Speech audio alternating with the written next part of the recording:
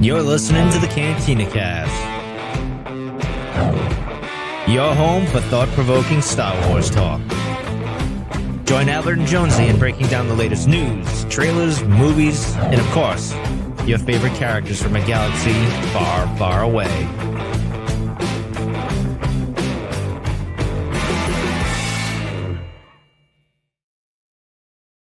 Hello, everyone. Welcome to the Cantina Cast. My name is Albert Padilla, and this is episode 589. Can't say I remember no Attin. I was going to do the voice. I don't do a very good Scottish accent, honestly. I can do a really good Mexican accent. But yeah, this was an episode that, honestly, I really loved, but I can get where there's been a little bit of mixed opinions on. I don't think anybody's saying it was terrible or bad by any stretch of the imagination, but I think what I've seen is some folks saying some of the momentum was lost, or it wasn't as good as the first three. So we're going to get into all of that. I think I've got some thoughts of where this kind of relates for me personally to other series, other episodes from other television series as well that I love, and maybe explain why we got the episode we did. But to break all this down with me, of course, is Jonesy. Jonesy, welcome to the show. How are you doing tonight? Man, you had me crying in the back room. Like, Well, I have been drinking tonight, and this is Martinelli sparkling cider, by the way, so just FYI. But I can do a really good Mexican accent. I really do mean that. But what did you, very proud how are of you doing? And just, how are you feeling after episode 4 now? So I like the episode. I think what was really cool about this episode, I mean, it's kind of like initial thoughts here a little bit, but I think what was cool about the episode, there was a lot of great character development. Like, I really liked the stuff for Neo. I really liked the moment for Fern.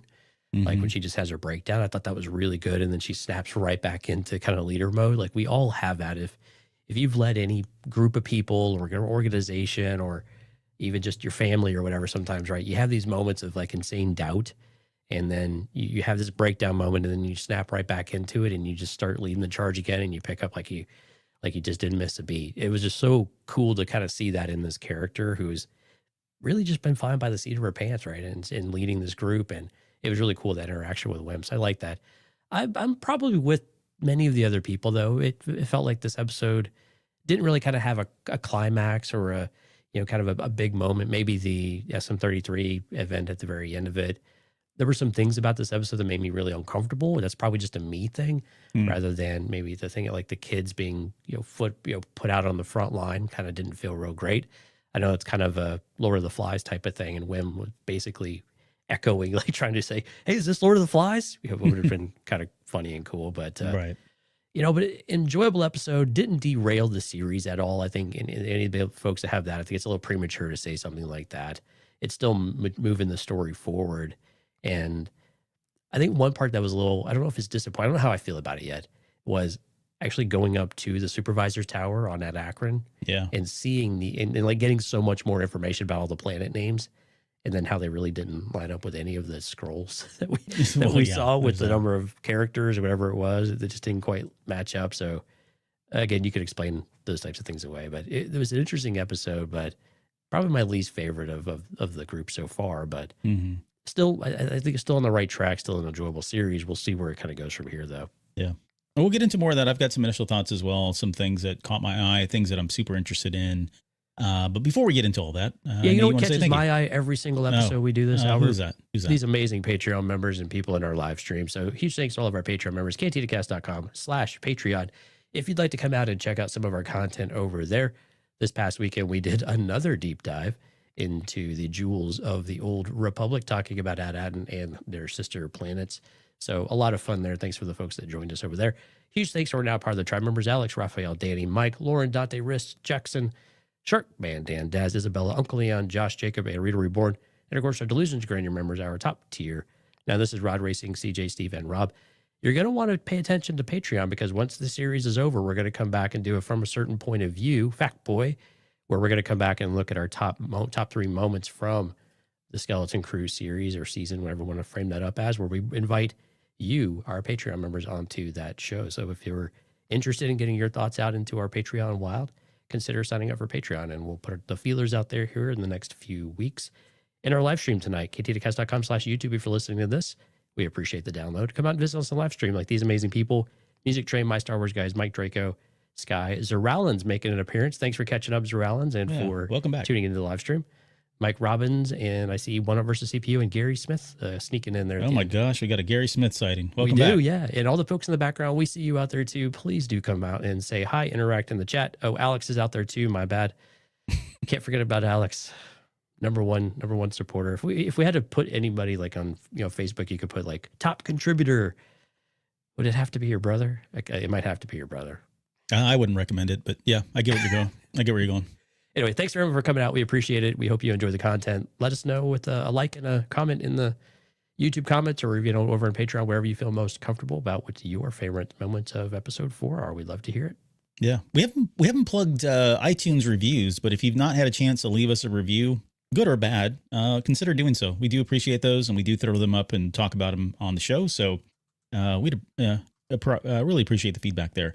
Sunday, we'll do another Patreon show. I have not had a chance to sit down and kind of come up with an idea, but usually we extrapolate something from the most recent episode and kind of break that out and expose it even more on the Patreon episode. That'll be Sunday night.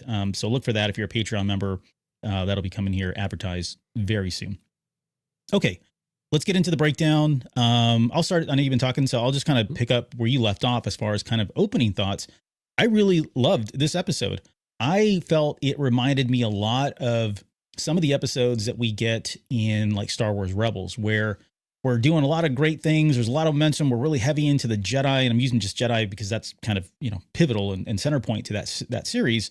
And then we take a break and we're doing kind of this side mission stuff. Now, this hasn't always worked with like Mandalorian in some of the other television series. But what I really appreciate is that we did get a chance for these characters to kind of grow and get to see them learn new things and be kind of a group for once, right? We've been so hectic the first 3 episodes. And generally what happens is this type of an episode will pay off later down the road. The difference between something like Star Wars Rebels and Skeleton Crew is we're talking about 8 episodes as opposed to like 22, 24, right? A full season kind of thing, right? And so you have more opportunity to do that. So whether or not it works in a more condensed version, and I'm not saying the other television series don't do this, I just don't think it's as heavy-handed in a lot of the new Disney live action that we've got, right? With Mando, you can maybe point to a couple scenes where this happens, but this episode felt like it was really all about just developing the characters. Again, the payoff will come a little bit later. Maybe it's going to be Neil's bravery. Maybe it's going to be Fern's, being more of a captain and a leader rather than trying to just be the person in charge kind of thing. Or maybe it's going to be something, like Wim suddenly, who was once fantasizing about war and adventure and action and now realizing that, hey, there's, kids out there that are living this day to day all day long kind of thing. Something's going to come back around at some point, usually, right? So I'm excited about the potential for that and the prospect that we'll see this play out a little bit later. I just don't know if we have enough runway here, honestly, with 8 episodes for that to really kind of pan out the way I'm hoping it would. It's very different 8 versus 24 episodes. So I don't know if you want to chime in on that. I've got some other thoughts, but what are your thoughts on that? Yeah, I think the other thing is we're not going to visit all of the other planets, right? We're not going to bounce around to each one of them. I think this was kind of a ground setting of saying, they do exist, but they might even be in various places. So again, we talked about this on the Patreon show, what destroyed or eliminated actually means. Mm-hmm. Devolving into chaos and war is one of those options where the civilization has completely cracked, and this is what we're left with. So this is kind of one of those scenarios as well. I think from a character perspective, I think the other part that kind of jumped out at me was, and I'd love your thoughts on this, is why are we still not getting anything with KB? I mean, we talked about this in Discord too, right? KB is still the lost character a little bit of where this fits in. We got the little Easter egg of, she's got maybe a medical type of issue. We had some really cool chat in Discord about what that actually might be, whether maybe she does have the Force and they view it as a medical issue rather than what it truly is and a gift, right? So, but she's kind of still a lost character in some of this, which it baffles me a little bit why we're not diving into that character. I'm hoping there's a payoff there that will feel worth it, of like why we feel almost like neglecting her in some ways, where she's having some really kind of cool, cute moments too. I like some of the things she's doing, and then the series, the actress in particular, she's doing a really great job. But why are we not digging into the character? Yeah, that's a interesting viewpoint, and I don't mean that like it's a wrong viewpoint. You're absolutely right. We've not gotten a lot of KB. I suspect, given what John Watts and Chris Ford are doing, is we probably will have some kind of a showcase. It doesn't seem like they would intentionally neglect any of the characters. I think for like Wim and Fern, it's probably easy for them to kind of, because they have so much screen time, they may not have their like set aside episode, like their focus episode, like this was with Neil. But I feel like KB will probably get some episode like that at some point. We'll get into her a little bit more too. She's got some interesting quirks about it, and I'm starting to wonder if she's like autistic or something, and maybe that's seen as, you know, her illness or whatever. She just does quirky things that are definitely they feel like they're in character for her, but you know, are certainly stand out. So I guess some of the other quick opening thoughts. You mentioned the Fern moment. I thought that was a great moment because I was not expecting that. Honestly, wasn't expecting this episode. It did kind of come out of nowhere. Given I get where people are saying like we had a lot of momentum, a lot of action, and then we roll into this. It doesn't bother me that we rolled into this, but I can see where some people are like, hey, what happened here? This isn't what I was expecting. I will say this too. I'm watching this series with my two youngest kids, and my youngest son is 7. He has not really shown that much interest in Star Wars, even though he's named after a Star Wars character, God forbid. But whatever, he really is into this episode or this series. And in fact, tonight after dinner, he came up to me and said, Dad, are we going to watch the next episode of Skeleton Crew? I was like, son, you're going to have to wait a week. He's like, what? Now, of course, he was brought up on the Netflix, you know, everything's already available and just binge watch it, of course, right? But he is all in on this episode, on this series, which I think says a lot about it. And when they're watching the series, even like this episode here too, there was a lot, it was kind of heavy in some parts with dialogue. There was some more, I'm going to call them adult themes, but it's just stuff that you wouldn't get as a kid. And I started thinking about that. And I don't know that I'm not going to say they tuned out, but they weren't as engaged as, you know, as some of the other parts in this episode. But I will say this, at the end of it, when I asked them both, they said they loved the episode. And I thought that's interesting because it felt like they kind of checked out a little bit there at certain points. And I started thinking back to my own childhood and started thinking, wait a minute, there are so many movies that I loved as a kid that when I go back and watch them, it's like, man, this part is really dragging. But as a child, we don't really think about those things, you know? And that's why I say Chris Ford and John Watts have done something here. They've captured that magic. They've captured the imagination of a child, because I can attest to that, because they're not focused on the heavier parts like that. They're really looking for that next Neil moment, or they're looking for Wim, you know, jumping on. They loved when he was on the crane, right? That one moment there, I thought was the funniest thing in the world. They would not stop laughing. And I think we all were laughing at the babysitting scene with the 33 and Jod. They thought it was the funniest thing. I had to rewind it. They've never asked me to rewind anything in Star Wars before, but they asked me to rewind that so we could watch that part again. So all I'm saying is that was so hilarious. That was one of the funniest moments we've had in Star Wars, period. Yeah, no, it was really good. So I think it's doing what it needs to do. It's certainly hitting on the right points when you talk about the younger audience perspective. But I think it's a good stopping point too for a midway episode. You know, we got at least some good development. I would suspect that the next couple of episodes are going to be, again, we're back into the fervor, and there's a lot more momentum building up again, depending on where they go from here. But all right, so I've been rambling on. Anything else you want to add as far as kind of opening thoughts? If not, we'll jump right into the actual breakdown here. Yeah, let's jump into it because I think we're going to come across this stuff anyway. Okay. So this one opens up with them going back home, right? I was kind of, you know, taken for a ride there at the very beginning. I thought for sure when they pulled in, I was like, well, crap. I felt like Wim. Wow, that was fast. Yeah, this is over. Yeah, what, you know, Wim was complaining like, this is it, where we just got started kind of thing. Yeah. And then when they showed the satellites, or what looked to be satellites, the first thing came to mind was Operation Cinder. And I thought, oh my God, maybe this is the Empire. Maybe as part of Operation Cinder, they went through and destroyed all this because this is where the funding was coming from the Imperial, right? He was, if Palpatine said burn it all down, then if this was where money was flowing into the Empire, then this would get burned down as well. I did post some pictures today. I went back and looked at the Battlefront 2 footage where they showed Operation Cinder in action. The satellites don't look the same, but I just wanted to talk about this really quickly. It doesn't look like it's a far stretch to think that they're not weaponized in some way, right? They could be some kind of defense. They may serve a defense purpose. It could be multifaceted where they're defense and they're also providing the barrier as well. I think the probably simple answer is it looks like it really truly is just part of the barrier itself. And for whatever reason, either on their own accord or because of war. I mean, we can talk about some of the options here, but it does look like this is the barrier that once existed that no longer exists. And I would suspect that when they show us at Attin, we're going to see those similar satellites kind of floating in space. It may come at the opportunity may come up if and when Wendell and Farah leave the planet. We may actually get to see them pass through. Maybe it's just a quick flyby where we see the satellite itself. But I suspect it's just a barrier. But man, I've had a lot of people tell me too, like, I thought this was Starlight Beacon, right? Because all the debris floating around and some of the imagery of it all. And I totally get that too, because my head was there on second viewing. But your thoughts, I guess, on what possibly could be going on there? Yeah, I thought it was really cool because you see that they're deteriorating. Many of them are kind of rusting and being eaten away or whatever it is.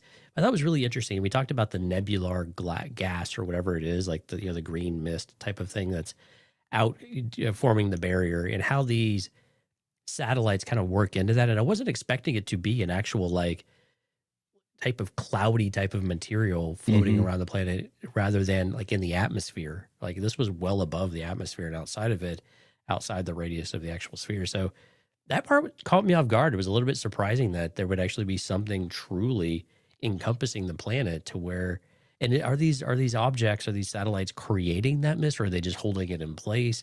Like there were just a bunch of questions about how they're actually doing this to create this, this, it's almost like a stealth bomber type of material, right? That is, I'm assuming, kind of reflects any kind of detection and things like that would be able to mask the planet. But interesting how they hold it in place. And some of them seem to be operating, some of them don't seem to be operating very effectively. But I think, and from what we gather from the rest of the episode, is that there are travelers who do find this planet, right, from time to time, off-worlders, or whatever that might be. It might just be passerbyers. Maybe it's from the other jewels of the Old Republic. We don't know, but so that's kind of an interesting aspect as well, that it's not so hidden anymore.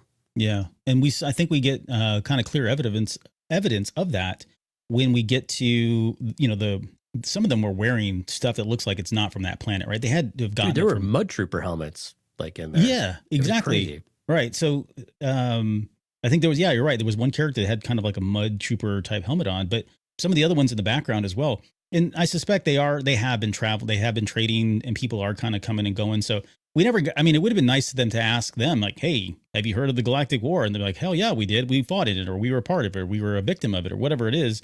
I suspect that was probably the case there. So, but more on that here. We'll get to that here in a little bit when we talk more about those guys there. When they were flying over and you could see the housing, that was another kind of, catfish for me, because I was thinking, oh, but look, all the houses look lined up. But they did something clever. I went back and rewound it. They were so far out that you really couldn't see the detail, right? You could see the structure, maybe the pattern of the housing. Right. But from their perspective, their elevation, they probably couldn't see that it was war torn or destroyed or leveled or whatever else. So I guess I'm fine with that. Right. But the interesting part was this was another clue that something else was going on here, was that ship being kind of taken in on autopilot, right?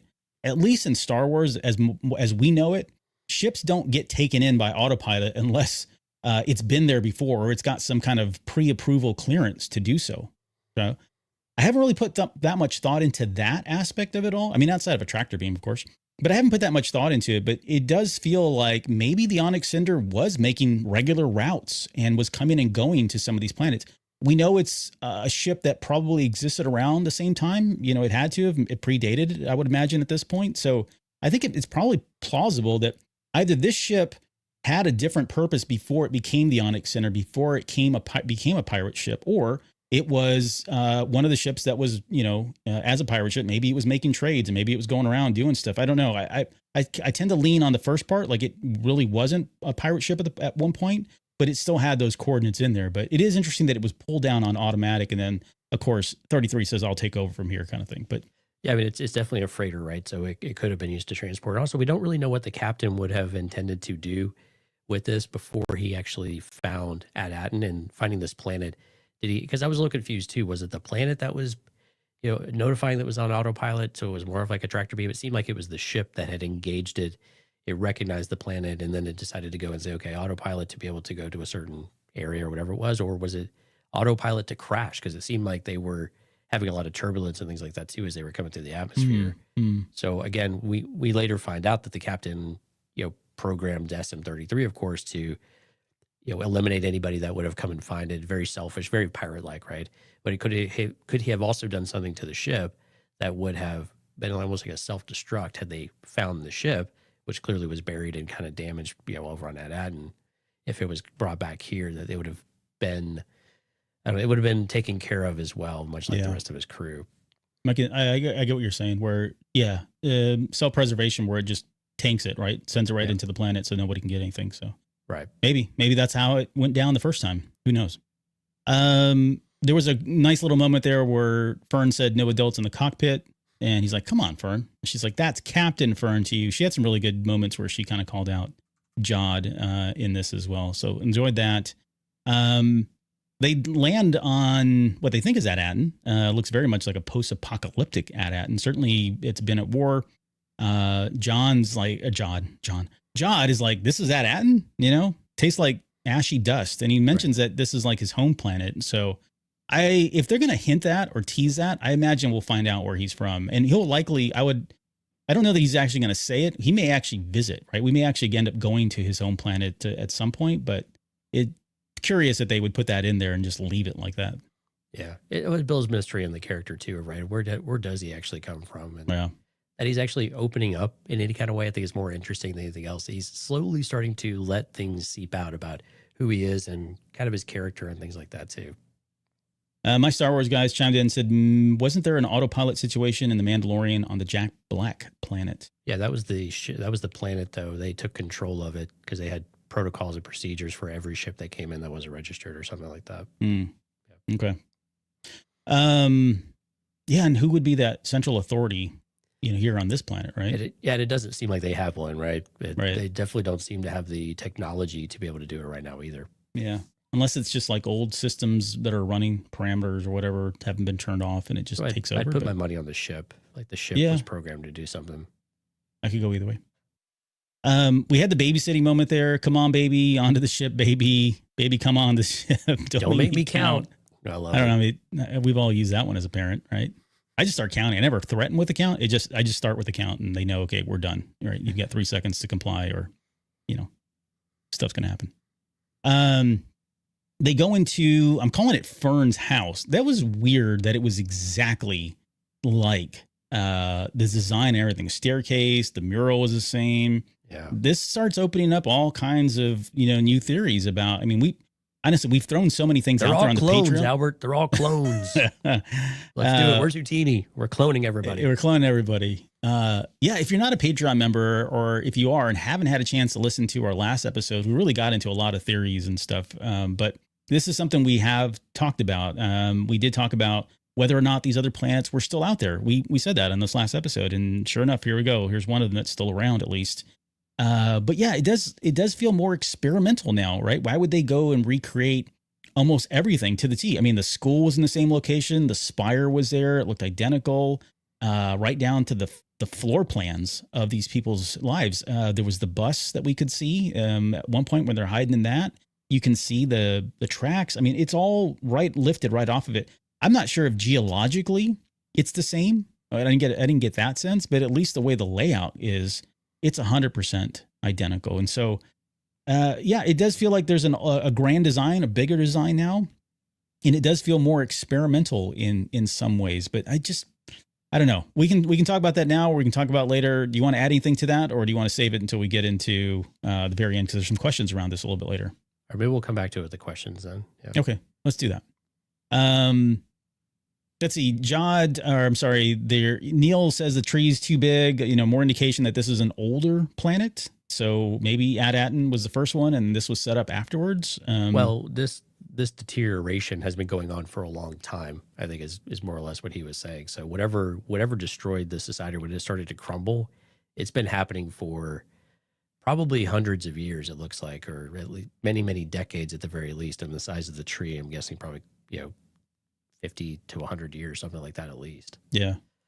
A lot of the overgrowth, like you were saying, it's difficult to see what the terrain looked like, to see how much of this is overgrowth and how much was it just the planet.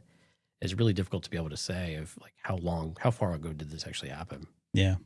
Yeah, Fern says that maybe it was co-founded with Attin. We get more on that a little bit later. And then we cut to Jod, who's kind of rummaging through stuff, the kid's stuff. He eventually finds the credits, and 33 grabs him, slams him up against the wall, and is calling him a thief, doesn't recognize him. So again, this is more of the wiring that Snowball has done up in his head has caused him to kind of probably forget some of this stuff.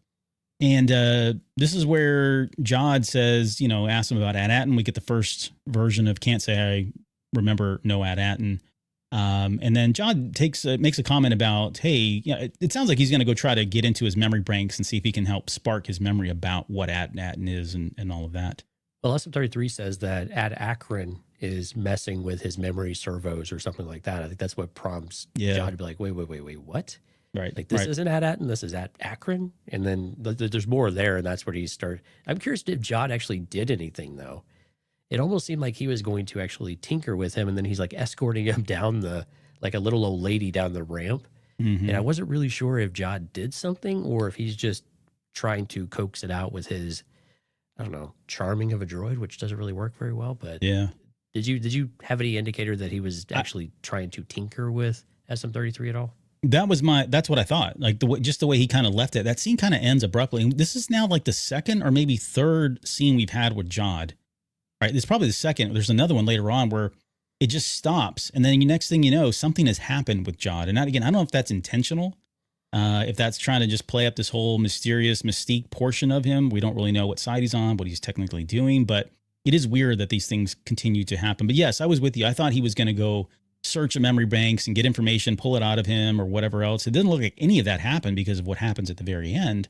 Right. But maybe it was enough to at least to get him to come down like you said, come down the ramp and he was maybe going to walk him around to see if maybe it was a failed attempt. And he was like, well, let me see if I can get this guy down on the ground. We'll walk around, see if anything sparks his memory up kind of thing. And, that's when they run into the Attin guys. Well, and you see, I think it was the scene, right, where SM-33, like he starts like sizzling and smoking, like when he's trying to think about it, like you can actually tell that there's something going on in his head of conflicting, of burning. Yeah, what's allowed to come out and what's working overdrive to continue to suppress it. So I don't think SM-33 is lying in any kind of way or hiding any of this stuff. I think it's literally coded in his droid brain of not able to share anything, and it seems supportive what we get later on. Yeah. I love that when we go back to the kids, Wim's just playing. Like he's got a pipe or something. He's running around shooting stuff, and then he's like swinging around like a lightsaber. Yep, uses lightsaber, Darth Maul style. Neil's congested. His allergies are kicking in being on this planet. That was kind of a cute moment. And then they find the statue. My Star Wars guys already said that statue is interesting. I don't know what to think about that statue. Like the kids didn't like I thought was going to go, oh, that's just like the one back home. That didn't happen. So this planet has a statue erected to, pay tribute to somebody. I would assume that's the supervisor at some point. Maybe it's not. I don't know. But it is intriguing that they didn't recognize it as such. And of course, the head's missing, so we can't, ID them because that would be really unlike Star Wars to do. But definitely humanoid and did not seem like a droid though either. Yeah. But yeah, very interesting. There's no head, so there's no identifying marks. And again, it seems like it would be to the leader or to a recognizable figure from historical reference and historical importance. So, but who would that be? And we don't see any indications of that. But of course, back out on that Attin, they could have removed some of that stuff in order to insulate the supervisor, especially if the actual living being supervisor may no longer be alive and it's been. Maybe he's a Bomar monk. I mean, that could be a thing too, right? But or maybe it's maybe some other artificial intelligence is taking over too, which would be a little bit more dystopian, I suppose.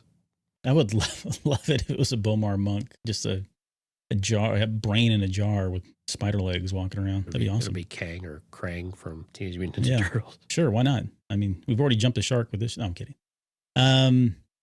All right, we get to Hana, who shoots the statue, or someone shoots the statue, and it gets the attention of everybody, but KB just stands there. And this is that moment, like, I didn't understand what she was doing. I was like, well, maybe maybe there's like some level of like autism there, or where she's not afraid of death, or I don't know. We can entertain the Force theory, right? Her being sick, technically sick and not being sick, but they look at this as her being Force sensitive as a sickness. And maybe because she's not on Attin, and she hasn't had her meds, that now her force sensitivity is starting to come out. And so she didn't see that as a threat where everybody else did, because everybody else jumps down, and yet she almost confronts it. It looks like she, I mean, maybe it's the camera, I forget now, but it looks like she kind of steps forward and she's very much focused on what just happened rather than taking cover and ducking. It's very bizarre.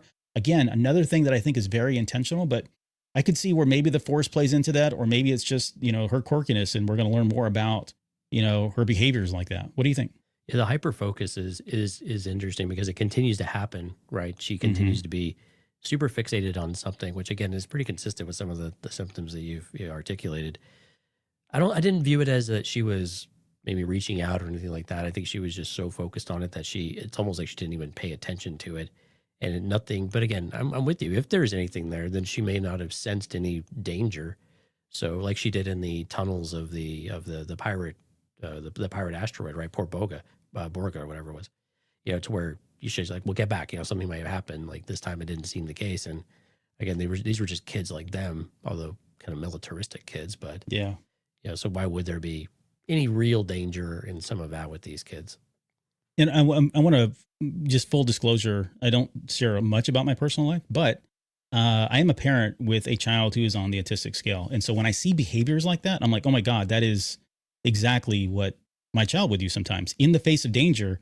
They don't think about that stuff, right? And you got to be, as a parent, you have to be the one to pull them back and say, no, you don't. You know, they're more interested. They get focused on what's going on, or they see it as something kind of cool. And even though they don't understand the danger, the inherent danger, even though it should be apparent to us, right? So, anyways, that's where I'm coming from, not just, you know, shooting from the hip here on this stuff, right? So one other thing too, Michael just chimed in and said it's King No-Head. So we were talking about what's the name of the statue, who is it? He's called it out, of course. So our apologies there for not having said that.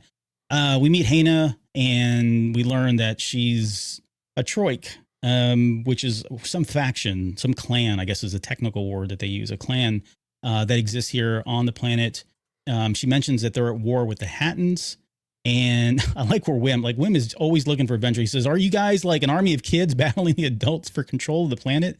Like, it's like this, so dystopian, so sci-fi, and he's all about it. But of course, that's not the case.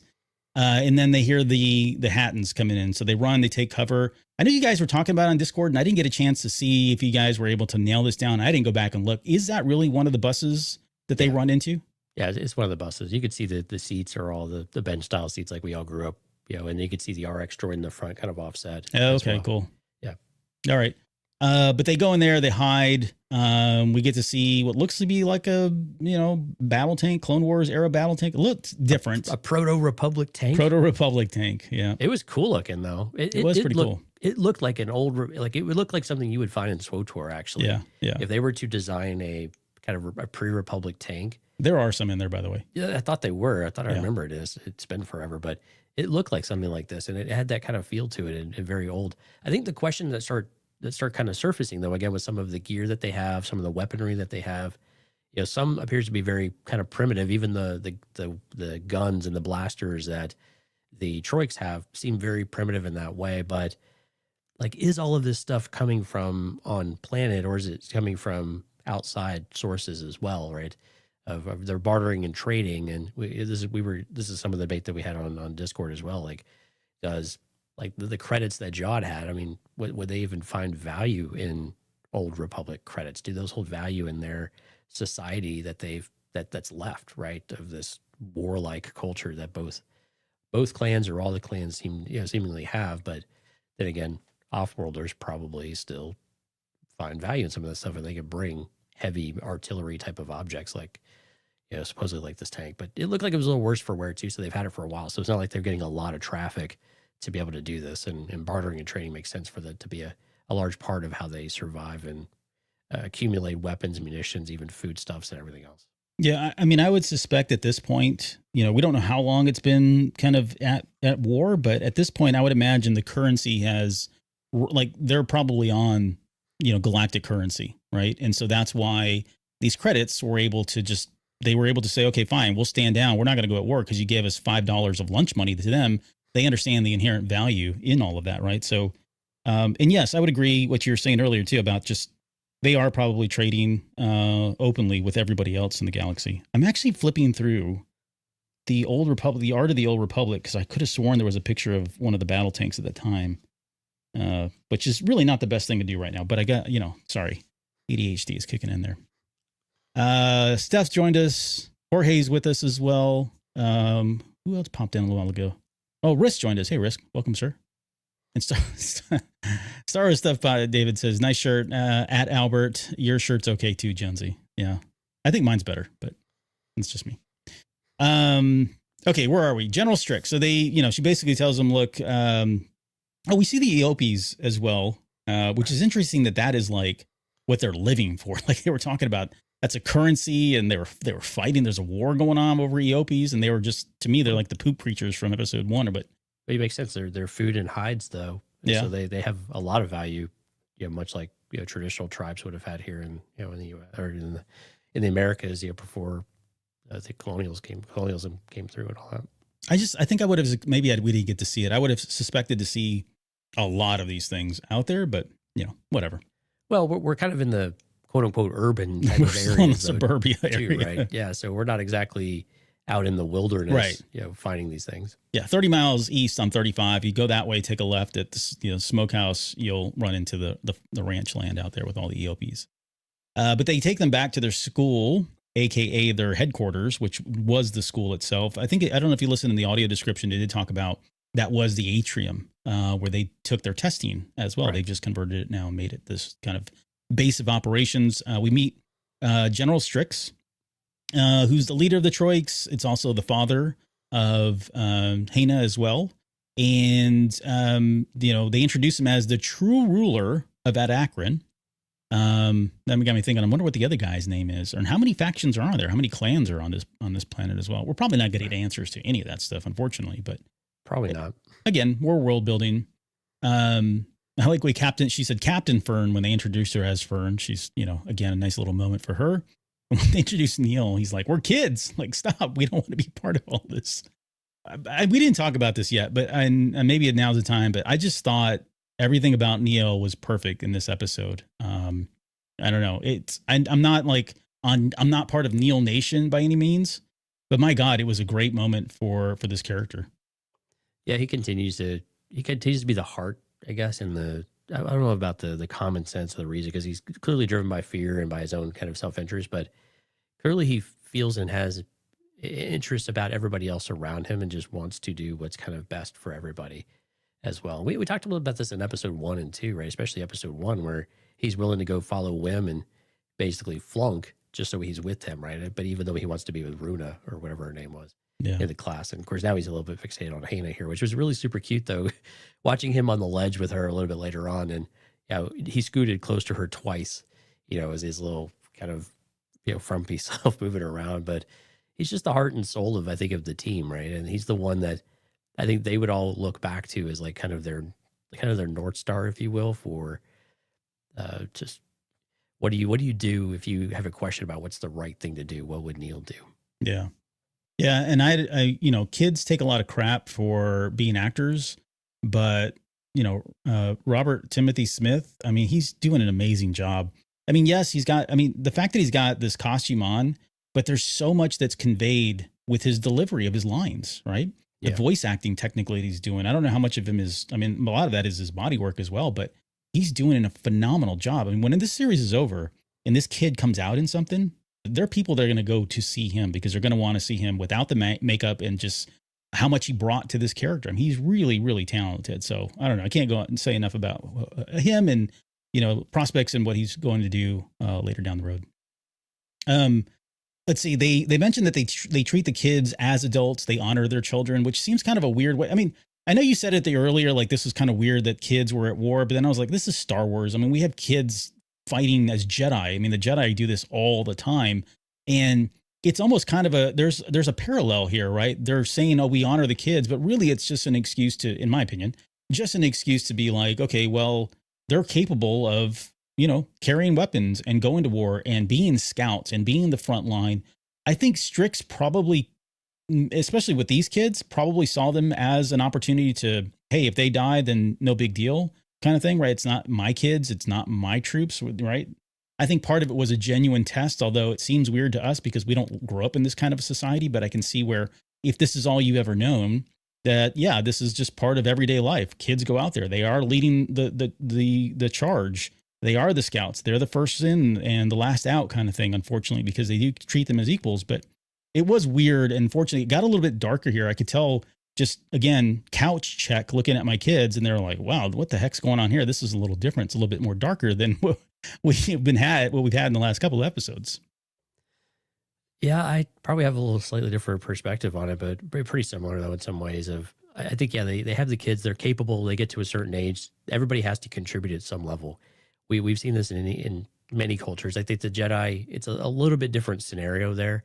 I think this one's probably more out of necessity. Like they only have so many people to go around. So to keep things moving and to do all of the things that they need to do, they need everybody to contribute. So I kind of understand it from that respect. I think where I have a bit of the disconnect is when he was like, oh, the fallen Sanctum. The fallen sanctum, right? It's dangerous to go there. And then later they just kind of send him out on their way.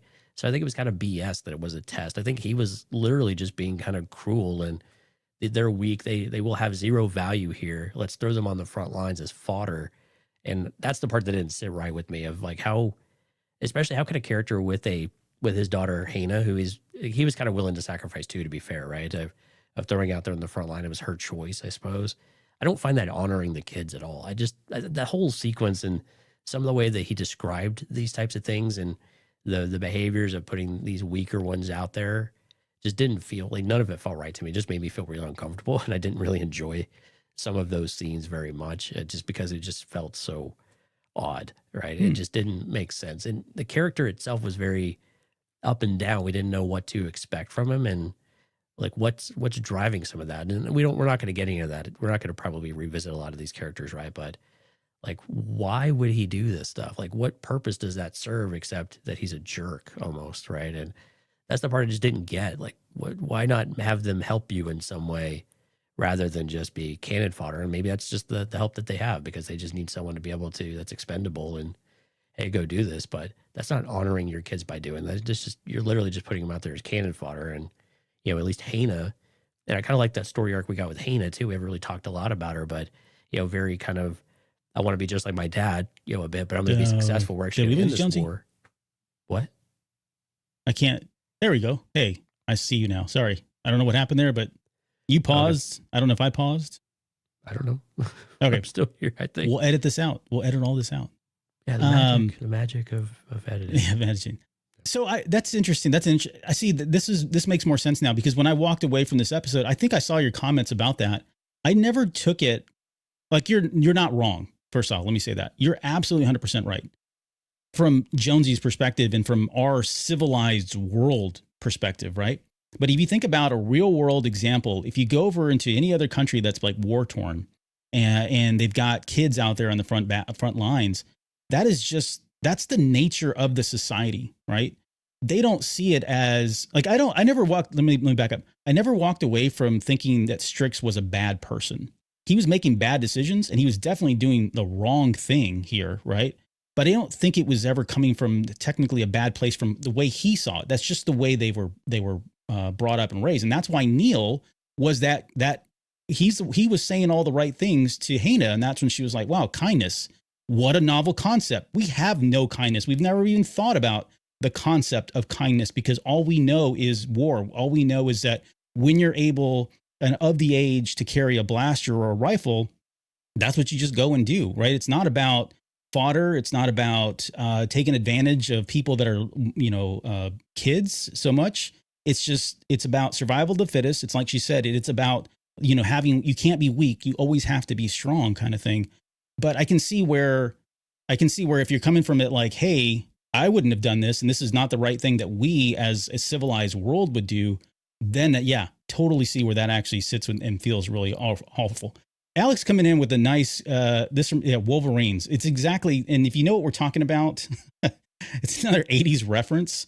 But if you've ever seen Red Dawn, it's that same kind of concept, right? These kids are doing some really grown up things and everybody seems to be okay. It's normalized at this point because there is no other option here really that's given to you. You're kind of, dealing with the cards that are dealt to you.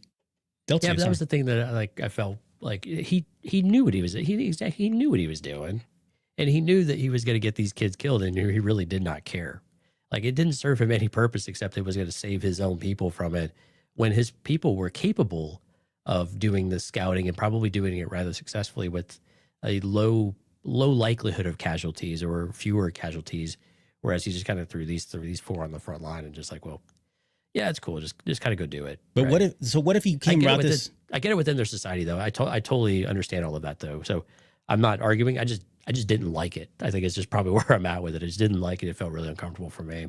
I'm wondering then too, like at the very end, I don't know that he had any, maybe this was a test, right? Like he put him through the training and he put him out in the front lines as kind of that test. And they're like, hey, if they make it, these guys are going to make really great soldiers. And I want them as part of my team kind of thing, right?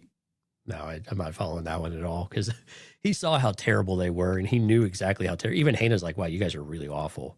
Because like, so when they were doing the training, like Fern and Wim were like competing with each other and having fun. It was like they were back in the turrets of the Onyx Cinder, right? Mm-hmm. It was all a game. And he saw how terrible they were. And they knew there was no, you know, he was egging Wim on a little bit too, at least in my perspective of like, you fight with spirit, you train with spirit, my boy. Like that was total crap. See, and I didn't take it that way. I thought he was being sincere about that. Like, he was being a little bit lighthearted, but I read it as being sincere. Oh no, I didn't view it at all. He was totally spearing the mind. Like, you guys have had 20 minutes of training. Let's go put you out on the front lines. Like, I'm sorry. There's just no way that he thought that there was promise in them after 20 minutes of training that they would be capable of surviving and that they would be, you know, something worth something to this group. I think he fully intended for them to go out there and, you know, if they die, they die kind of thing. Here's something we can agree on. That training, they missed an opportunity to put an 80s training montage together like we got at least in The Mandalorian, if not more. That is 100% true. They missed their montage opportunity. I thought when that started, when they saw him, they were like, started training. I was like, oh my God, here we go. Cue up the music. This is your opportunity. Get the CRT TV with the scan lines and the 80s music and create your own, Albert. Yeah, I'll do that. I'll creative endeavor together for you to explore. As if though I have much time to do so. Okay, we get back over to, let's go to 33, and this is where 33 is talking to Jod. They're talking about the Warriors.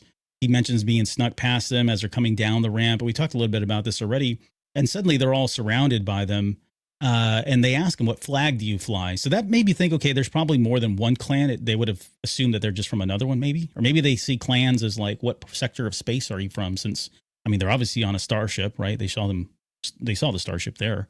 But it was interesting that Jod said, you know what, just shoot me. And then falls to his knees. And then we cut. So they were captured, right? I don't know what, and this is what I was talking about earlier, this mystery of Jod just doing something and then we disappear. And then next thing you know, stuff has happened and we have no clue as to how or why. Yeah, this is the part of the episode that just didn't work. I think, period, was Jod like, so this part actually I kind of maybe understood, right? He's like, I just give up. I'm just tired. I'm not going to talk my way out of this one. I keep talking my way out of it. It's like one thing after another. Just whatever. Just do what you want. I think it's when he shows up out of the mist, right? And he's bought the EOPs. He's figured everything out, and he knew he was going to, you know, these yours, and he's, you know, created this perfect gift and environment that everybody can do along, saves the kids. I think that's the part that was just lost me. I was like, all right, that part I'm just going to set aside in my brain and just not talk about it anymore because it's just, right. It was just so much convenience and suspending belief that it took me out of the show. It was like, okay, we got where we needed to be. I guess that's the purpose that it served, but it was stupid, right? It just didn't, it was like, come on, man. But him dropping to his knees and just kind of giving up, I actually thought that was rather amusing though. Of like, you could see him kind of start to talk and then he's like, just F it, forget it, whatever, just do whatever. He pulled a Jar Jar Binks. I surrender. Right. Yeah. Misa give up. Excuse me. Okay. We talked about the training, the lack of montage. Can't believe that. And then Hannah and Neil kind of take off, right? They kind of have this moment where she takes him up to the rooftop. He gets to see firsthand of just like, you know, the abject poverty that they're living in and, you know, kids can't eat. He's given some meal portions, which she eventually gives to two kids that need it more than him. She shows him, like, eventually shows him the big turbo laser cannon that's on there. And I thought, holy crap, well, there probably is one on Attin. They just may not know about it. So that would be nice if that does pop up a little bit later. And the other thing too, and just I'm throwing this out there as a theory, at some point, if we do go back to Attin and these kids have to go into this area, or they know that there's a cannon up there and they suddenly, like, it wouldn't be awesome if Neil's like, I know what to do. And he runs up to the top of the school and finds something to open it up. And suddenly he just mans that cannon and everybody's like, what in the world? How did you even know this was there, kind of thing? That would be his heroic moment. I'm reshaping my world for you, Hannah. Right. Exactly. I know that goes against his character. It's just me fantasizing about cool stuff in Star Wars, or uncool, depending on how you want to look at it. But she mentions all she's ever known is war, strength. He mentions fighting's bad. He really gets into some, like, philosophical discussion here, right? This is the adult part. This is where my kids were starting to tune out. And I was like, oh, this is really good stuff. And yeah, it really wasn't for them. But it was smart for them to make Neil kind of that person, right? Because you are attracted to what he's saying. You want to see him talk, and he's so sincere and so innocent that it makes sense that this would be two very, very different characters having this, like, philosophical debate about war and when is enough, and how do you just apologize and say, I'm sorry? Why can't you just stand down, kind of thing, right? Very, very interesting, intriguing question. I love that he got into this whole explanation about how he sprained his trunk. I assume Jorko's a killer if that's really the case.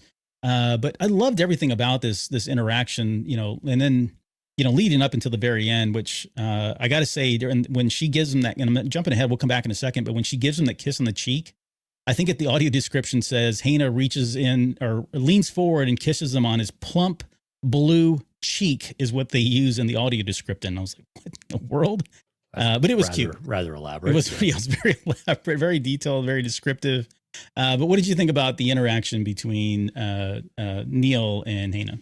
I liked it a lot. I think this is where you start to see this innocence with Neil. And it's this, you want to say it's naivete, but it's also like, you know what? This is the way we should kind of be, right? This is the way that in a perfect world, like at Attin, this is kind of what you view. You shouldn't have to worry about going to war. This is kind of like the privilege we have here in the United States versus some other countries where all they know is the uncertainty of whether or not your home is a safe place to be, because you just don't know the randomness of what's going to happen in the world around you, right? And I think Neil is saying that, but also from a standpoint of he doesn't understand what it took to get here, and it's kind of this oversimplified, very innocent way of saying, well, if we just say we're sorry, we should be able to start making up. Yeah, a little bit of bad blood, but we'll get there, right? We'll get there. And not quite understanding that these things have gone on for so long that it's more complex than that, even though at its core, you could probably make progress with humility and being humble, right? And going to it. And I think that's the thing that's really cool about Hannah as a character, is that she's very perceptive and very open to some of these ideas, even though she's a little bit closed off and walled off to it early on.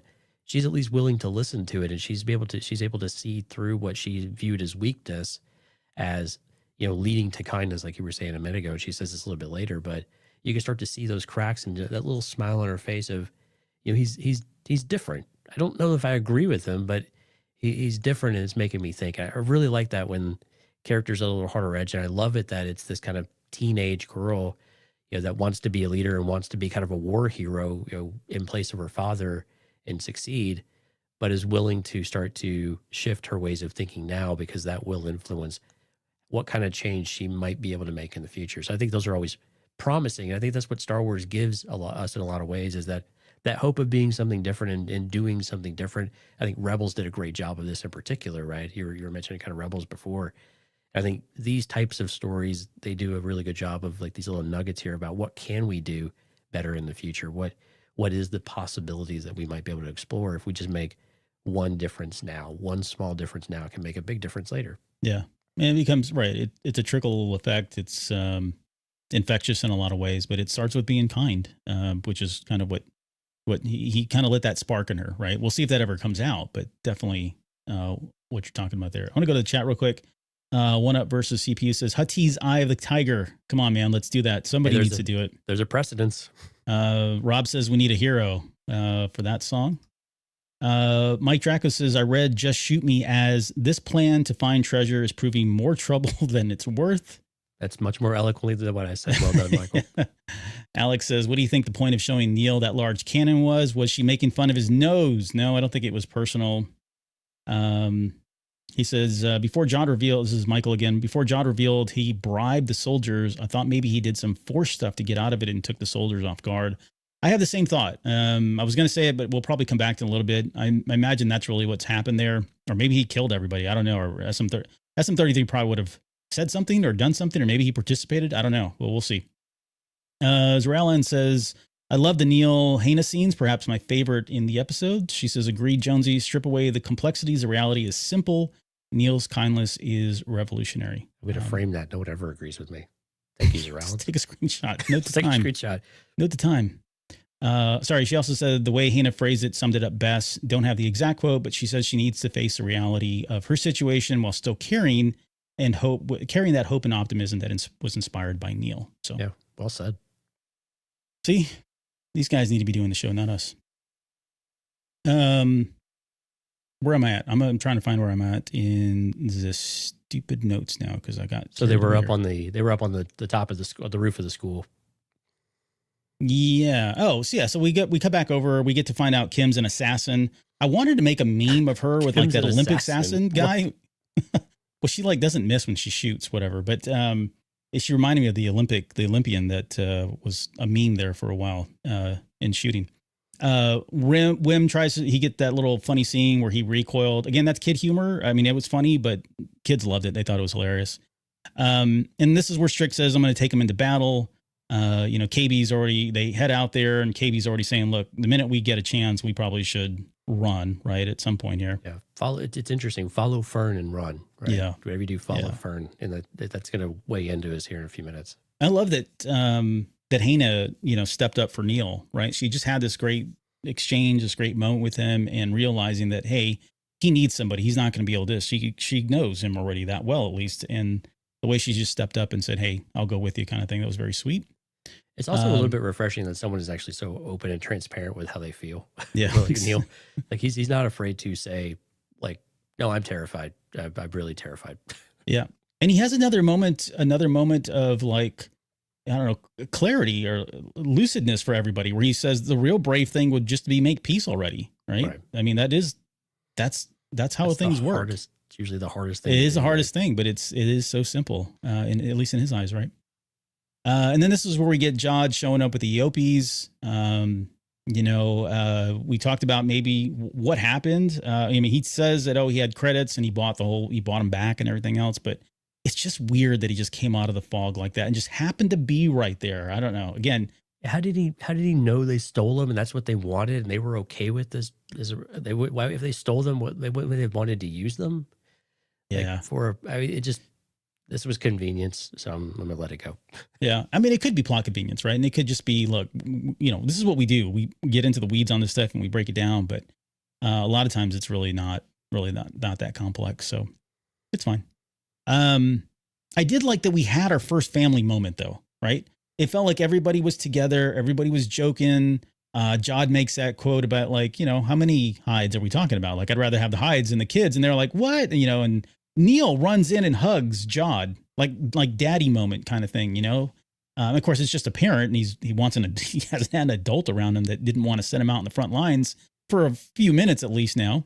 Yeah. Novel thought, right? So yeah, I totally get it. Right. But, it was a nice little kind of like, team building moment for them. It was really cool. I've seen a lot of people post that picture, that shot of them all together like that, but so let me ask you this. Seem sincere. So when he says, I need them, I need these four, and he says, I need them. Was he saying he needs them for the treasure or for his own, personal development? It's the Han Solo type effect, right? It's rough on the edges, and then the transition of the character as they develop, it starts to shift. But yes, you're right. It is both. Like there's a part of Jod that's like, I need my payoff. I need my treasure, right? And I can't get there without the kids. Right. He even said it in the last episode, you guys are the map, right? He knows that he's not going to find this without them, even with the especially now with the intel that they've gotten from Kim, it's not 100%. So he's going to need the kids more than ever. But at the same time, I think he's starting to, a little bit of a soft spot. A little bit of soft spot, right? Yeah. They're starting to tear down the wall, I'm on board with the hard outer shell. So how many kids? Oh, okay, I'm just joking. And so, we say goodbye. Hannah and Neil have their kind of goodbye moment. I love that he said, my house has plenty of room. Like, just Right. Yeah, come just live move with on us. Yeah. I got a huge bath as well. You'll love the twins. They released a picture tonight of the twins, like a much closer up picture. I don't know if you've seen it yet. But it's absolutely hilarious. But one of the babies, I didn't catch this the first time, but one of the babies has a bib, and on the bib, it's a, what do you call them? Not a puffer fish, puffer pig. From like Rebels, and Clone Wars. We've had them in both now, but it's got a puffer pig on the front of that little bib that the little baby's wearing. So we talked at the start of the show when Jod was rummaging through stuff. I think we got another holiday special reference, right? Oh yeah, the twirling ballerinas. Right. Yeah. Doubling down, man. Doubling down. Oh yeah, for sure. But yeah, I mean, she goes in and says, hey, she's going to remember his ways. And this is where I feel like these characters are both going to be impacted by all of this. And I don't know that we'll see Hannah again, unfortunately. Yeah, probably not. But I mean, she called her dad out too, right? Hey, they proved their bravery. Now make good on your part of the bargain, where you'll tell them where the fallen sanctum is. Right? Yeah, that's right. But she says, I now see your weakness makes you kind. And she says they could use some kindness. So we'll see how that ever comes out or whatever else. Maybe it's a story, maybe it's a spinoff, who knows? She gives him a kiss, and then we get another instance of, them walking towards the fallen sanctum, and we get 33 saying, I can't say I remember no Attin. We get into the sanctum here. So there is an elevator that goes up. Maybe we'll see that a little bit later when they get back to Attin. We get another occurrence of can't say I remember no Attin. At this point, I was like, why does he keep saying this? I was just like the kids, shut up. We get it. All right. We understand. You don't know anything about it. That caught me off guard, really, that whole last part of it, which was great. But Wim finds the first carving, right, of one of the pillars there, and it's at A2, which is inscribed on it. And this is yes, I know you were saying that it was frustrating because the letters don't match with a map that Kim had, but even more frustrating to me was that the writing was in Orabesh. Yeah. Because I was really hoping it was going to be like a cipher, right, for us to kind of start decoding the other language from that map. And of course it's not. So whatever. Well, I mean, Jod had to be able to read it. That's what I thought at first. I was like, oh, the kids can read it. Yeah. But maybe Jod can't. I thought that would have been an interesting development there of Jod not able to do it, but they can read something unique and special because it's the old lost language. But that turned out not to be the case. Not the case. Wim finds that one. They find at Achrann, which is where they're at, and then we get at Narisa, at Aravin, at Akoda, at Albert, and then Neil finally finds at Attin. Not find out Albert. Yes, we found it. Let's see. Neil finds at Attin, and the coordinates are gone. You said you saw that, and you were like, "Holy crap, this is a lightsaber!" It looked like I didn't think about that. There was no burn marks, but yeah, the slash across. Reminded me like the Acolyte logo, right? Yeah, where they had the slash across. Like, holy crap! That would have been cool. That would have been dope. Yeah, because that would have really just like, oh god, all right, now what are we talking about? That would have blown the doors off of like the possibilities. Yeah, yeah. But blasted away. Sorry, and we would find out later that it was 33 of all people that blasted that away. Actually, right now he says he blasted the coordinates away, and then he forgets what he's talking about, and you're like, oh my god, what's going on here? KB suggests that she can repair his memory. A lot of people have been asking like what happens now. I think she's probably going to try to at least make do on that. I think she probably will try to get in there and rewire him and do whatever she needs to do, because it looks like a lot of what they need now to take their next step forward is going to be coming out of 33. Quite honestly. Yeah. But before we get there, we have that moment with Fern. Her walking away.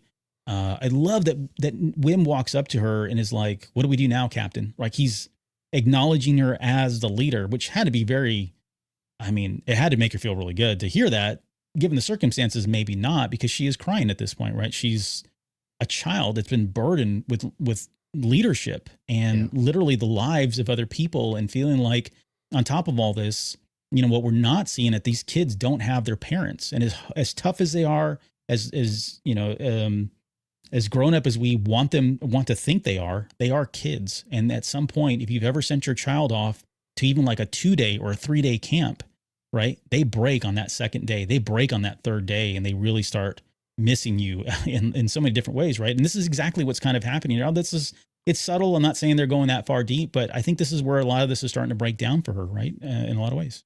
Yeah, it's this repetitiveness of I don't remember this, and she's just like, shut up. Like it just like we're getting nowhere, and it all feels like the pressure is just mounting on her. And I mean, she just absolutely obliterated this part too. I mean, she was so amazing, and I like the interaction with Wim. It was kind of an a-hole move from Jod of slapping Wim on the shoulder. Well, what are you going to do about that? I mean, you're like, why don't you be the adult, man? You're the adult. You're supposed to help alleviate some of this stress and pressure from this kid that he's adding that onto, right? So, but man, it was so well done. The acting was so perfect, and I mean, it was so genuine too. And I think Wim's being lost as to like what to say, and he's trying to say like, we believe in you, right? We know you'll think of something and you'll figure it out. Not to put more pressure, but just to say that we have confidence in you. We are following you because you are natural at this type of thing. But when you hear that as a leader and you're not prepared for it, like the kid wouldn't be, it's a lot of pressure to have, and you just kind of give into it. But then, of course, in a really cool moment that she storms off, and then all of a sudden, like what she says clicks in her mind of, it's a droid. You tell them what to do, right? She's the thing that she was kind of battling against with Wim is the solution to the problem. So it's like that bangerang, or the boomerang of confidence comes back, right? Of being able to say, well, yeah, she's right back in it. Yeah, without any kind of hesitation. Yeah, so she says droids do what they told. By the way, I do like that Wim was like, you got us this far. Like, you're awesome, right? I mean, I think and he acknowledges that he wouldn't have been able to do this, right? Yeah. He says, you're amazing, Fern. Which leads her to think, leads her down the course of like, I'm not a droid. They do what they're told. Oh, wait a second. Light bulb moment. She goes back over to 33 and tells him to do that, to run the memory override, which, suddenly now he remembers everything going on. And he says, yes, I do remember Attin. It was in this very room. The captain killed any of his crew that saw the coordinates to Attin, slaughtered them. He did. Then he ordered me to destroy them and forget everything I knew about Attin. And then he told me if anyone ever comes poking around looking for treasure, he told me to pull them apart.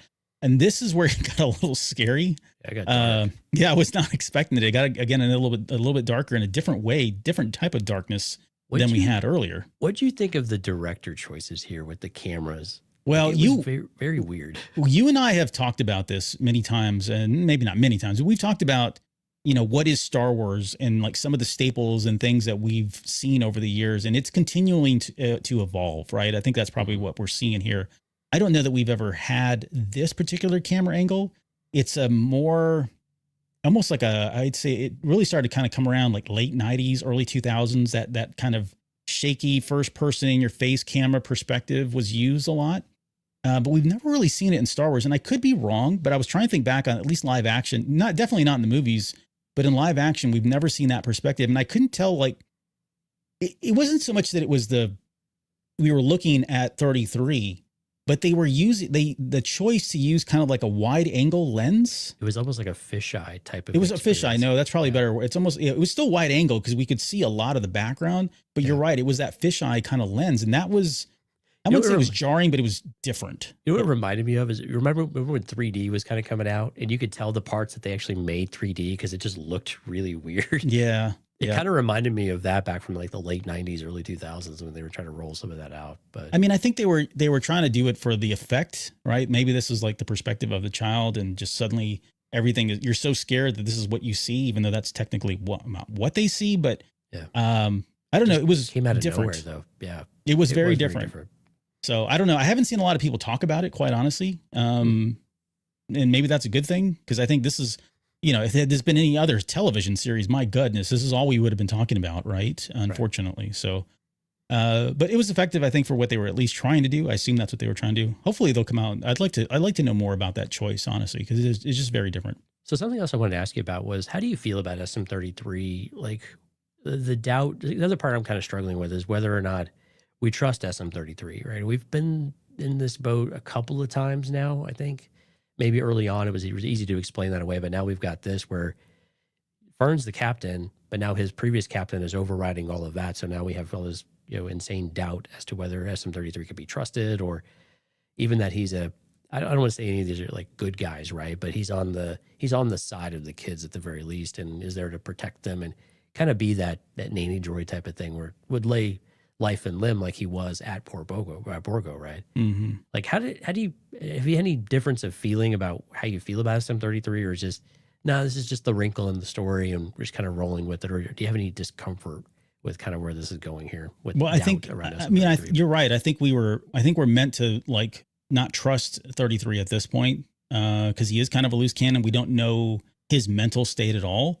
But I think that's probably going to be, maybe this is going to be the priority. You know, I'm not going to say they're going to diverge and suddenly they got to go get SM-33 fixed. There's definitely something going on with his wiring. They've talked about it so many times. Right. But this could be, you know, hey, before we can get home, we got to get 33 back to kind of a great mental state. And so now they got to go visit, I don't know, somebody who can probably help them, right?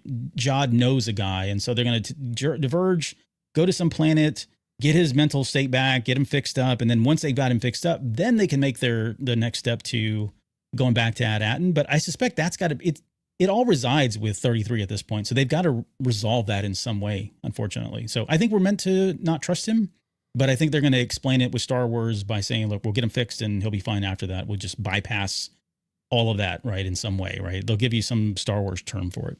Right. I don't know if that answered your question or not, but yeah, well enough, yeah. Okay. And then like we had kind of set it up earlier. We had set up Neil being the hero, right? Being brave. And I think this may have been his moment, actually. I think this was it because all of a sudden out of nowhere, and I found myself like, yes, Neil.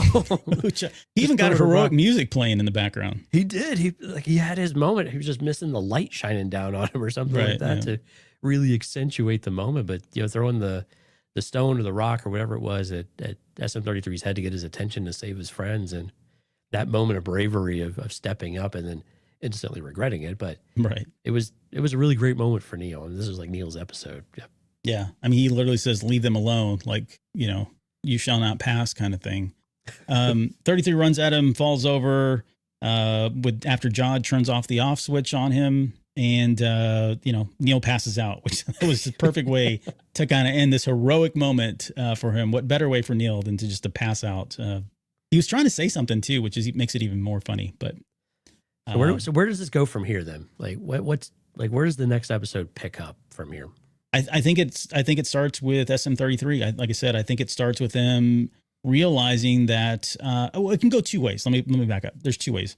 They may need and they could probably do both, quite honestly. But I think they've got to get 33 fixed in some way, and maybe that's going to be KB that does it. Maybe Jod has a hand in that, or it could be a side mission type episode, or at least temporarily, where they go and get him fixed. They also have that punch card. Now, the punch card is interesting from Kim because I read that as, okay, here are the exact coordinates for it. I now, after seeing this episode and them showing up on an Achrann, I wonder if that really was, okay, she gave him a list of possibilities, right? And maybe it's only 3 or 4, maybe it's all the other planets. I don't know, whatever it is. And so now they just got to like pick one of these other planets that we haven't been to and let's just go and see what's there kind of thing, which would then take them. Now, I don't like that as much because then we get the same, well, I'm making an assumption, but we may get the same thing where they show up on the planet. It looks the same, and you know, society. It may get repetitive in that sense, right? I'd like it more if maybe this was one of the choices, and yes, it was like that one.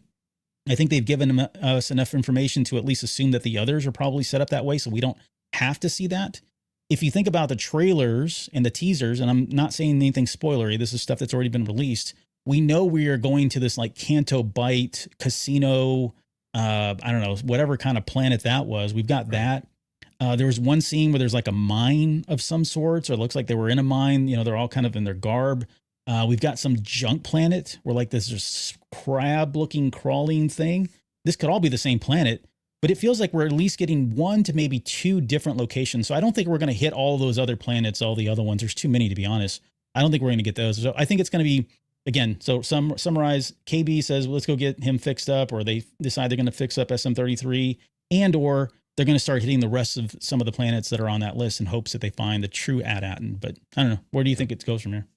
No, I mean, that's kind of the general line of thinking I was going on too. It was with the number of places that are locales. And again, they could just be in the same, it could be on this planet too, right? They could be a different part of this planet that we don't know. If they like, hey, where could we get parts? If maybe they go back to Seahane or whatever, then maybe like, oh, well, if you go to this big junk thing, you know, they've got all sorts of stuff laying around, old ships and everything you can cobble together for whatever purposes you need to with your Right. droid. But Yeah. so there's ways they could do it without necessarily leaving the planet. But I'm with you. I think they probably have to planet hop a little bit. And again, the descriptor that they gave Kim when she was doing the research was like the nebular gases around it, right? Mm-hmm. So if they all have that similar defense system or whatever it is, masking system, then it would make sense that they wouldn't be able to tell them apart.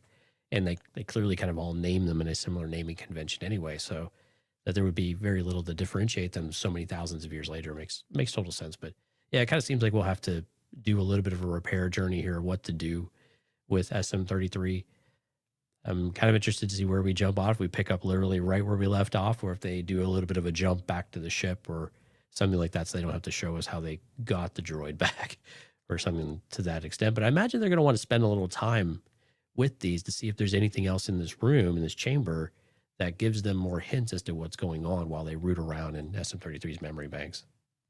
I had said, I think I said it on social media, but I think I said it on the Patreon show. I was expecting this episode to be the episode that we spend with the parents and kind of knowing more about their plan to go get their kids. Cause it's very clear they're going to go after the kids from the trailers. It could shift to episode 5. Yeah. Yeah. So that could shift right to episode 5. I'm not saying a lot, but because we had no parents really in this episode at all, I suspect we're going to go back to them in this episode at some point. But that would be interesting if we did spend the majority of that time, or maybe all of the time. Well, I wouldn't hate that, honestly, because that would give us more insight into Attin, which is kind of like this, 5th main character of the series, 6th main character of the series. It would be kind of cool to spend a lot of time there. And we've had other television series where we've done this, where we've separated from the main characters and they kind of told a side story and then came back and circled back around. So it's tough when you jump, right? It's a little bit tough when you jump. You lose, like we talked about losing momentum, and some folks in the chat were like, this show didn't lose momentum with this episode. I think you have to be a little careful and cautious whenever you jump. If you jump over to an entirely different group of people for an entire episode, I think some of that risk does probably pop in, because now you're kind of more in Andor territory, right? Of espionage and research and some of that stuff, which is a little bit different than this adventure type of aspect that we've got going on with the kids. It's a nice kind of dichotomy going on, though. I like that we have kind of these two different things going, happening at the same time, but it'd be interesting to see how this plays out. But yeah, I'm with you. I think we could definitely see a shift back over, let this kind of marinate a little while, so to speak. Mm-hmm. Let's see. I think it might be question time. Is that right? I think it is. Okay. So if you're not aware, we're giving away a Skeleton Crew poster, which I had to step away to pick up because I forgot to grab it ahead of time. But this is a Skeleton Crew poster. It's official. It's thick. It's got Mufasa that's not doing very well in the theaters already. But yeah, this is an official Skeleton Crew poster. We're going to give one away every episode. And all you got to do is send us a question and we'll do a quick Q&A. We've got some questions lined up. We've already picked the winner. So we're not picking it last minute here, but I'll read the first question. I'll throw it over to you. This is a pickup from last week. This came in after we had already made the winner. So the guys over at the Awesome Village podcast via Blue Sky said, do you think Jod is an escaped Padawan who became a scoundrel like Kanan Jarrus? If he is, do you think we'll see him ignite a hidden away lightsaber at some point? So I think the latter part, I think, is probably no. I think we've talked about this maybe on a Patreon show. I think we had I think it was a Patreon as well. Yeah, so I think answer's probably no lightsaber hidden. He doesn't have any effects either, right? So he'd have to go back and kind of find it, maybe to the guy's point here. But I'm on the fence about whether I want him to be a Padawan or not, or to have any kind of link back to the actual Jedi. I like the idea of Force users out in the wild during this time. But again, he was probably late teens, maybe a 20-year-old when the Republic fell, when the Galactic Republic fell, whatever you want to call it. So it's a little unclear about it was, but it wouldn't surprise me if there was a link that he actually says that he was, his master was killed and he just had to kind of make do, right? It's a story. And I think Kanan's a great comparison to where that's a very real scenario. And I think we even compared him to Kanan at one point as well, that it would make sense for that type of story to be present. I would like us to go a little bit different path than that, but I think you're kind of like at a 50-50 odds at this point of whether it's, it would happen or not. But I think no on the lightsaber part, though. Yeah, I'm with you too. I don't think we'll get a lightsaber. I think my answer at the time was that, maybe they do come across one. That would be kind of an interesting moment for Jod, especially if he was a Padawan at some point, right? Not having had a lightsaber in a long time. Would he actually? It'd be an interesting moment for Wim. Right. lived his life waiting to see one. Yeah. Exactly. Yeah. And then, see him pick it up, or maybe Wim picks it up. What would that be like? Right. I don't see, but yeah, I don't know. I could go either way. I think I'm still in the boat of him just being force sensitive and not necessarily a Padawan. I wouldn't hate it if he was, and it's the math, like you said, certainly works out. So it is possible. Yep. So yeah, thank you for the that question. Yep. All right, Adam, via email, how many jumps to light speed will it take to finally clear all the dirt and debris from the Onyx Cinder? Or will it forever be like Pigpen leaving a cloud of dirt in its wake? When we were broke down, I think it was one of the trailers early on, we noticed that it was always leaving debris, and that was kind of like its telltale sign kind of thing, why it's called the Onyx Cinder, because you have these little cinders that are still floating around, the debris that floats. So I hope it never loses that. I hope we always get that, because it is kind of a nice little trademark of the ship itself, a character trait of the ship. I'm just waiting for the ship to actually be named. Yeah, that's true. They've not said anything. They must have not seen the Lego set, I guess. Well, they're a little disconnected from the rest of the galaxy, so yeah, it's understandable. Yeah, thanks, Adam. All right, Julian DePolo via Instagram says, will we see Hana again? And do we think we'll see another puppy love relationship among the kids before the season's over? And who would that be? I think there's some likely candidates if we do get that.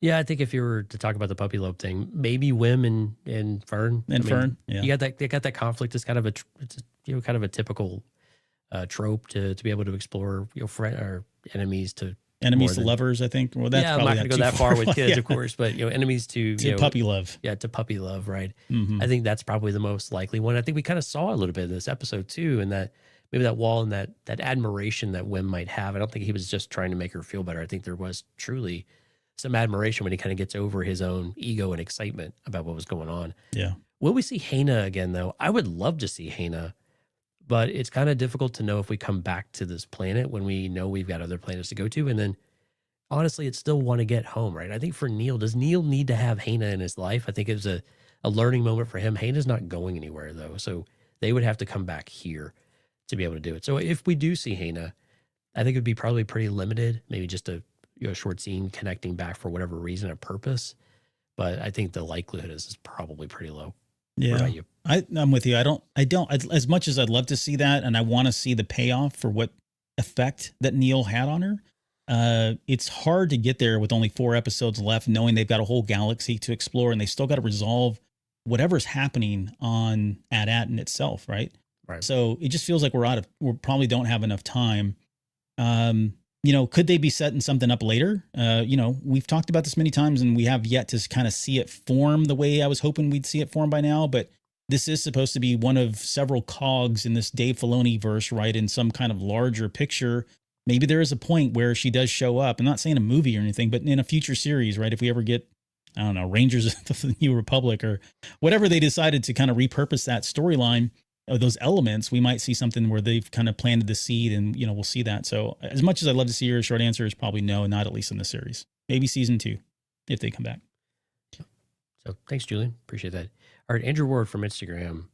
Do you think one of the kids will join Jod as a partner by the end of the series? And then if so, who? Yeah, I don't think. If no, who would be the most likely to, if you had to pick one? Well, I would think Wim would be the one that would be the most likely, just because he wants that sense of adventure. I mean, he was so heartbroken when he thought he was already going back home. Yeah. And he seems like that kid that is like, wow, the life of a pirate is the life for me. How does the song go? There's a jolly pirate song, right? Yep. Yo ho, pirate's life for me. Yeah, right. I can totally see Wim fitting that role. So he'd probably be the most likely candidate. I don't think Window's going to let him, although I say that because Window only knows what he knows right now. I'm not saying he's going to say, okay, kid, go ahead and join, the military, go be a pirate, but he may have a different take on life and what they're really going to do at this point, right? Like, I don't have anything else better to do. So I'm joining you with my kid. And at that point, maybe Jod has changed as well. Maybe he's not really in it for being a pirate anymore, but maybe just a smuggler or, living this life, traveling around the galaxy. And that's something that Window finds, more palatable. It's hard to get there right now because they're tethered to their parents. So unless something happens to their parents where they die and then he got no other place, then I would say, yeah, but the likely candidate would be Wim for me. Yeah. I think the answer is probably a pretty hard no. I think it's very, very unlikely. I think Jod and SM33 will adventure together and kind of go out on their own. He might extend an offer to someone like a Wim. I think Wim will end up valuing the relationship with his dad. And again, it depends on where the rest of the Attin story goes with the parents, because once the blinders are off and once change starts to happen, which seems inevitable at this point, that they're going to figure out what's going on and they're going to want to institute change. And then they're going to want to be a part of what that change actually looks like and what that means. And that will hopefully help strengthen that bond between Wendell and Wim and repair some of the stuff and maybe unveil some of the secrets about with his mother as well, right? So it's all very, very unlikely would happen, but likely would be Wim above all others. But I really would like to see him kind of reunite with his father and reconnect in a very meaningful way there. Yeah, I think that's probably the more likely case. Now, just tinfoil hat theory. If Wim turns out to be force sensitive, now you have Wendell going. I'm trying to think, how did Wendell let his son go? Like, oh, I don't know anything about this force stuff. Hey, I heard you were a Jedi, or you were once a Padawan. We've all learned now that you were once a Padawan and had some training. Would you take my son and train him? Maybe that's how they become force pirates. They really need to watch the Phantom Menace and the prequels to know how this works out. Right. Have you heard? You missed of everything there. Yeah, you missed it all. Right. We need to fill you on Alderaan, and we need to fill you on the Skywalker kid, because there's some important lessons we need to apply here. Yeah. Don't make that terrible parent decision to let your child go become a Jedi. Right. So anyways, thank you for that. Music Train asks, are the Wolf and Urkel pirates tracking the crew? So we know at some point when they get to this Canto Bight type of casino planet or whatever it is, that Jod is going to say one of two things. Either bounty hunters are coming after us or pirates are coming after us, whichever one they stick with, or maybe both.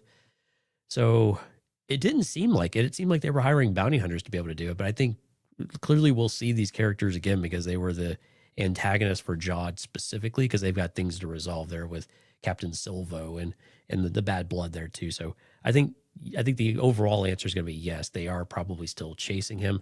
Although Urkel's character, sorry, we're calling him Urkel. Gunter. Gunter's character. Sorry. Yeah, or Ginter, is that what it is? I said Gunter, but then I was like, no, that's Ready Player One. I think it's Gunter, though. Gunther, maybe. Is it Gunter? Okay. I don't know, but that's a character from Friends. Anyway, so too much pop culture references. But regardless, it seems like he wanted to go chase them, but it seemed like they told him no. So I don't know that I understand where this is all going, and it's weird. We're kind of 4 episodes in, and we don't know what's going on. I actually kind of like that we don't know what's going on there, but I am ready to revisit the pirates because I want to get back into the piratey kind of feeling of the story and kind of get that conflict going again. Yeah, well, I'm gonna cheat because one of the teasers showed the pirates after them. We've seen a couple of shots now with them chasing them, so it makes sense. We knew they were going to have to come back around to it, right? Yeah, we talked about this, I think, during the second episode about whether or not it would just be the pirates or would it be bounty hunters, and I think it's probably going to be both. They may have just asked, sent out a bounty and said, "Hey, bring them in if you can," but Gunter, you guys go out there, and I think he wanted them to go after them as well. So, but yes, short answer is yes. We'll probably come back to those guys. All right, cool. Thanks, Music Train, for the question. All right, Mike over on Patreon. Clearly the 9 jewel planets share a connection. Any guesses about their design and purpose? You need to go check out our last episode. We spent a lot of time on this on the Patreon episode. The last 2 Patreon episodes, actually. Which Mike, you're a Patreon member, so I don't know if you get some time, go. I think the short answer, though, there's a collection, Skeleton Crew collection. Yeah, it's under the Skeleton Crew collection on Patreon. The short answer, and I had to truncate his because there was some other. He basically said, look, they share similar names. They have satellites in orbit. Right. Maybe they raise their children the same. I think that's an interesting perspective. But yes, I think they probably are. At least right now, I think all indication is that they're kind of cookie cutter.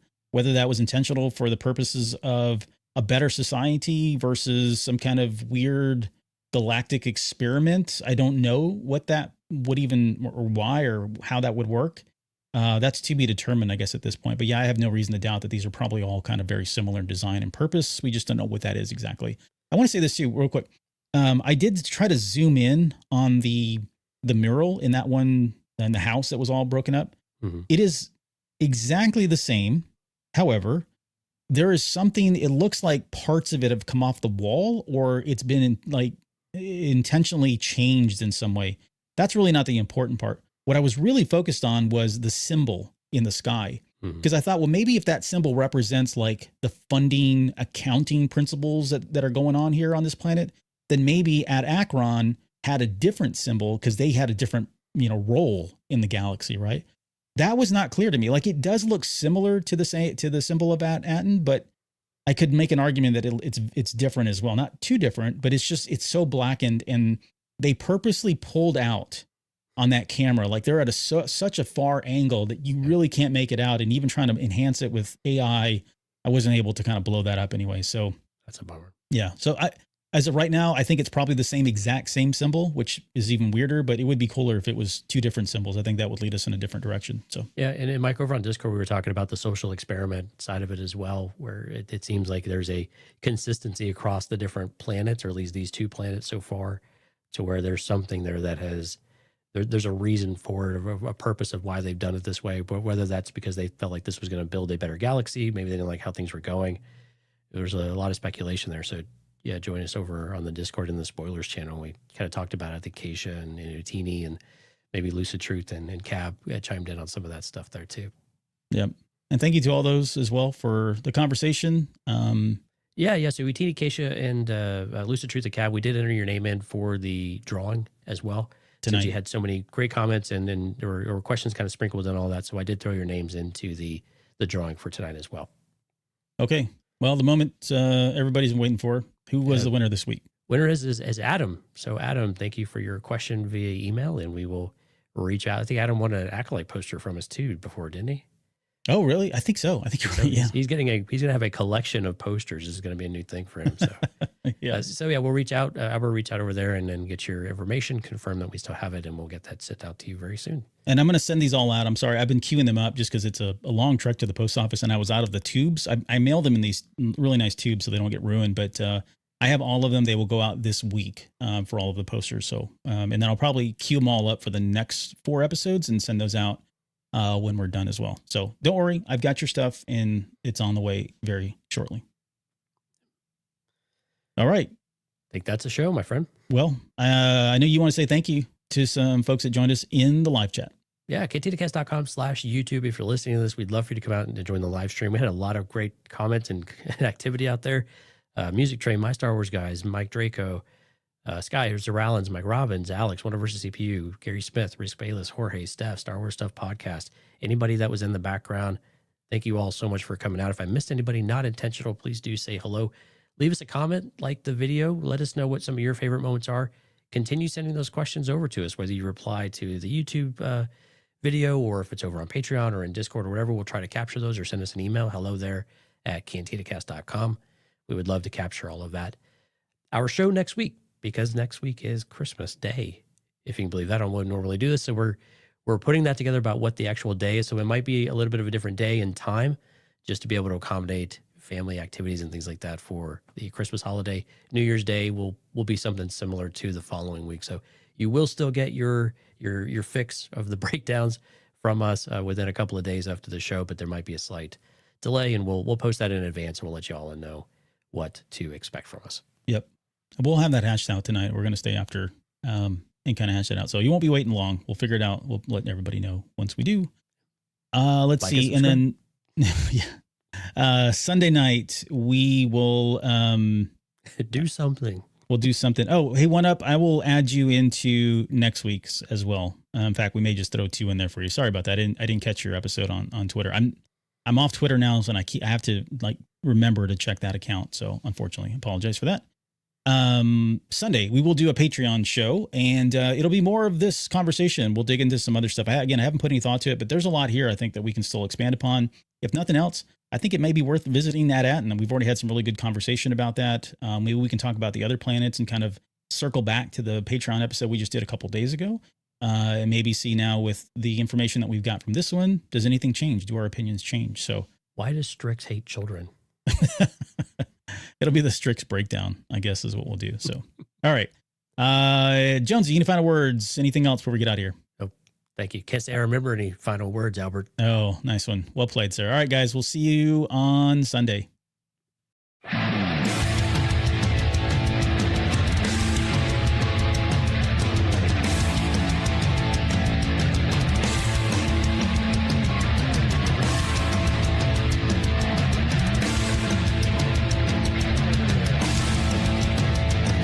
You're still listening? Wow, that's amazing. Well, I'm here to give you the disclaimer. Normally we do a big, long, drawn-out disclaimer thing saying what's what and who's what and all that other stuff, but I think you guys kind of know that Lucasfilm and Disney have no affiliation with us at all, and we have none with them. We talk about Star Wars, which is their property, and all that other good, fun stuff, but I think you can tell which is our stuff and which is their stuff. If you can't, well, then send a lawyer to send an email to me, and I'll be glad to chat with them. Other than that, you know what's what, so that's your disclaimer.